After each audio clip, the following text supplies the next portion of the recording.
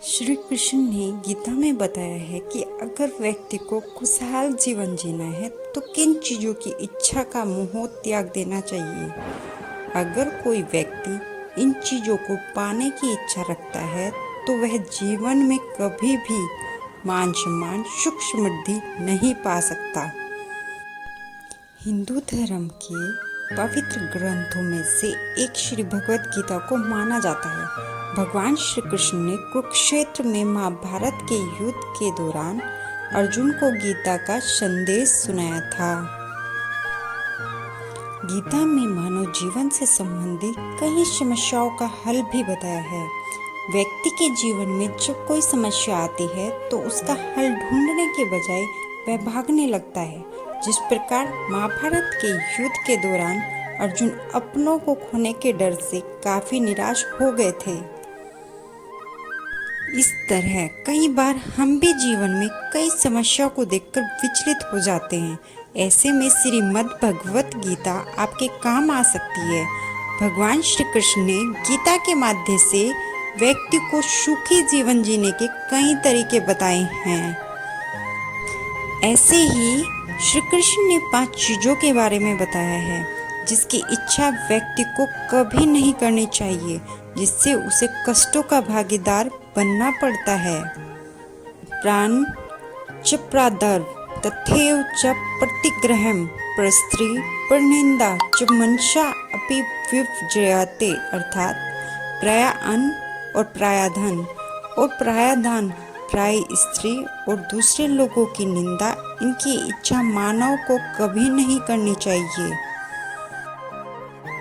पराया अन्न, श्री कृष्ण कहते हैं कि व्यक्ति को अगर अपना या फिर घर के सदस्यों का पेट भरना है तो खुद मेहनत करो, काम करो, उससे जो पैसे मिले उन पैसों से खरीदकर अपने घर वालों का पेट भरें।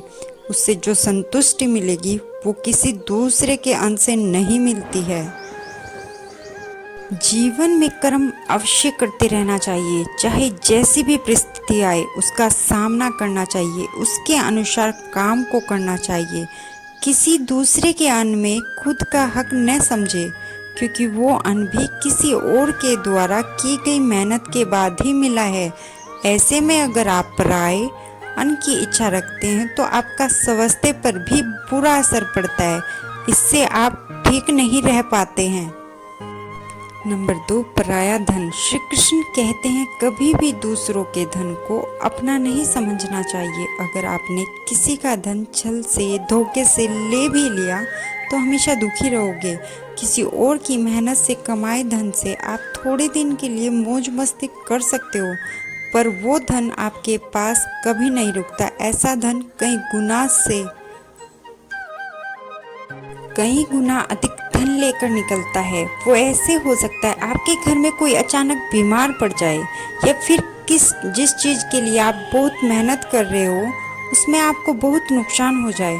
धन आपसे कई गुना अधिक लेकर निकलता है, किसी अन्य तरह से खर्च हो सकता है। नंबर 3, पराया दान। हिंदू धर्म में दान का विशेष महत्व है। दान करने से पुण्य की प्राप्ति होती है। हम लोग कभी मंदिर में कभी भंडारे में दान देते हैं और अच्छा भी लगता है। कभी भी दान देने से पीछे नहीं हटते, चाहे थोड़ा हो या ज़्यादा, जितना हो सकता है हम लोग दान करते हैं। श्री कृष्ण कहते हैं अगर आपके अंदर दान देने की इच्छा होती है तो क्या वह दान आपके द्वारा कमाए गए पैसों से ही दिया है? अगर आप किसी दूसरे व्यक्ति के द्वारा कमाए गए पैसों से या चीज़ों से दान करते हैं तो उसका 1% फल आपको नहीं मिलता। इसलिए आप अपने कमाए हुए पैसों से ही दान करें, पराये धन से नहीं। नंबर 4, पराई स्त्री। पराई स्त्री की इच्छा रखना महापाप माना जाता है। जिस तरह आप शराब पीकर उसकी गंध को छिपा नहीं सकते, इसी तरह आप किसी पराई स्त्री की इच्छा करने से उसे आप छिपा नहीं सकते। ऐसे में आप अपने मन और भावना को नियंत्रण रखें, जिससे आप अपने को और अपने घर वालों का सिर कभी न झुकने दें। आप कल्पना कीजिए आपकी पत्नी अपने मन में पराये पुरुष को बसाए हुए है, तो आपको कैसा लगेगा। इस कल्पना से जो आपको अनुभव होगा वही आपके मन में पराई स्त्री के प्रति विचार रखने से पत्नी को लगेगा। इसलिए पराई स्त्री से दूर रहें। नंबर 5, दूसरों की निंदा करना। श्री कृष्ण कहते हैं व्यक्ति को कभी भी दूसरों की निंदा नहीं करनी चाहिए। इससे वह दूसरों का ही नहीं बल्कि खुद का भी नुकसान करता है। निंदा से किसी भी मनुष्य की बर्बादी शुरू हो जाती है। कुछ लोगों को इतनी बुरी आदत होती है दूसरों की निंदा करने में, उन्हें बुरा बनाने में, दूसरों को नीचा दिखाने में और बुरा बनाने में बहुत खुशी मिलती है। हर छोटी से छोटी बातों पे बुराई करते हैं। किसी भी इंसान को जीते जी मारने में कोई कमी नहीं छोड़ते।